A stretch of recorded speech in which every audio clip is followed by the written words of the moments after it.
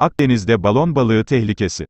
Doçent. Doktor. Argun Akif Özak siyanürden 1200 kat daha etkili olan tetrodotoksin zehiri barındıran balon balıklarında daha önce Akdeniz'de görülmeyen parazitler tespit edildiğini söyledi. Doçent. Doktor. Özak, balon balıkları başlı başına bir problem olmasına rağmen üzerinde taşıdığı parazitler de tehlike saçıyor. Bunlardan en bilineni Caligus lagosefali.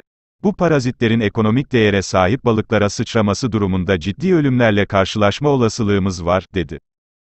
Ayrıca CHP Niğde Milletvekili Ömer Fethi Gürer, son yıllarda Akdeniz'de sıklıkla görülen zehirli balon balıklarının incelenmesi için meclis araştırması açılmasını istedi.